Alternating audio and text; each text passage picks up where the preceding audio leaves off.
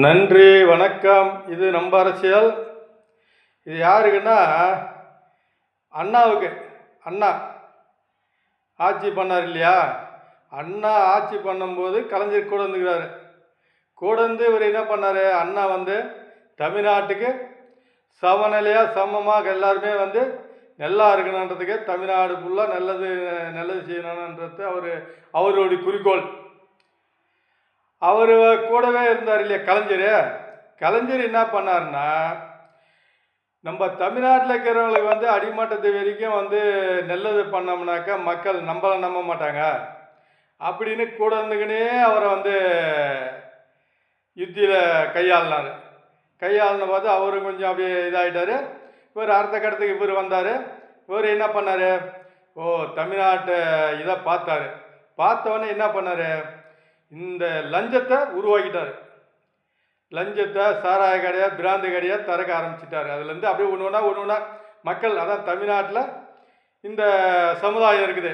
இந்த சமுதாயத்தில் நம்ம கம்மியான சமுதாயம், நம்மளை ஏற்றுக்க மாட்டானுங்க. அதனால என்ன பண்ணிட்டாங்க, அப்போ இருந்து அப்படியே இந்த பணத்தெல்லாம் வர வர என்ன பண்ணிட்டாங்க, இவனுங்களை வளர விடக்கூடாது. நம்மளை சுற்றி யார் நம்மளுக்காக தியாகம் பண்ணுறான், நம்மளா கூடயே எவங்கிறானா அவனை சுற்றியே பணக்காரனை உருவாக்கி அவர் கூடயே வச்சுக்கின்னு எந்த சமுதாயத்துக்கு நீ பண்ணாத அளவுக்கு, எந்த சமுதாயத்துக்கு நீ எந்த சமுதாயம் இருந்தாலும் சரி, நீ என்ன கொடுத்தா இருக்கணும், நீ உன் சமுதாயம் இருந்தாலும் நீ போய் செய்யக்கூடாது. அப்படியே உருவாக்கி உருவாக்கி உருவாக்கி உருவாக்கி எல்லா சமுதாயத்தையும் மட்டம் தட்டி இந்த ஆள் என்ன பண்ணார்? லஞ்சத்தை உருவாக்கி பணத்தை பூரா அவங்களுக்கு யார் யார் பினாமி ஆக்கி மக்களுக்கு பணம் கொடுத்தா ஓட்டு போடுற அளவுக்கு மக்களை கொண்டு போய்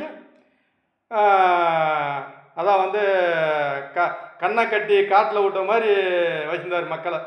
தமிழ்நாட்டில் பணத்தை கொடுத்தா 10 ரூபா கொடுத்தாலும் சரி 20 ரூபா கொடுத்தாலும் சரி ஓட்டு போடணும், அந்த மாதிரி வச்சிருந்தார் கலைஞர். அந்த இதில் அதே யுத்தி தான் ஸ்டாலினும் பண்ணார்.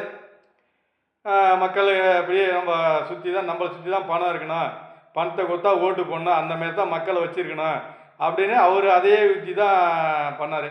கடவுள் என்ன பண்ணார்? கடவுளுக்கு மக்கள் பணத்தை சாப்பிட கடவுளுக்கும் பொருள்ன்றது இதுதான். அதுதான் ஆட்சி மாற்றத்தை கொடுத்துறாரு. ஆட்சி மாற்றம் வந்தவுடனே என்ன பண்ணுறாரு? இந்த பணமெல்லாம் எப்படா வந்துச்சுடான்னு பூரா நோண்ட ஆரம்பிக்கிறாங்க. 10,000 கோடி சொத்து இருக்குது, இது எப்படி சம்பாரிச்சாங்க, எந்த வகையில் சம்பாரிச்சாங்கன்றது ஒன்று ஒன்றா இதை தாவைக்க அரசு கண்டிப்பாக கேட்காம விடாது. ஏன்னா எல்லாமே அதில் புது ஆளாக இருந்தாலும் எல்லாமே கொஞ்சம் தெளிவான ஆளுங்க தான். அதனால நல்லா அந்த ஊழல் இல்லாத ஆட்சியை, அந்த ஊழலில் என்ன நடந்தது 5 வருஷத்தில், அந்த 5 வருஷத்தில் எதில் என்னென்ன பண்ணாங்களோ பூரா வெளிக்கொண்டாக்கா அது தன்னாலே அது ஓரங்கட்ட போடும். அந்த அரசாங்கம் ஏற்கனவே பண்ண அரசாங்கத்தை ஓரம் கட்டிடுவாங்க.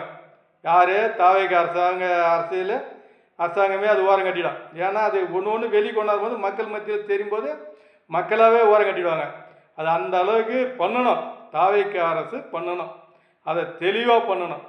ஒரு துறையில் என்னென்ன நடந்துச்சுன்றது வெளிப்படையாக பேசணும்னாக்கா, மக்கள் மத்தியில் தெரிஞ்சிச்சுனாக்கா அது ஆட்டோமேட்டிக்காகவே அது மக்களுக்கு தெரிஞ்சிச்சுனாக்கா மக்களாகவே அவங்கள புறக்கணிச்சிடுவாங்க. அதுதான் சொல்ல வார்த்தை. நன்றி, வணக்கம். இது நம்ம அரசியல்.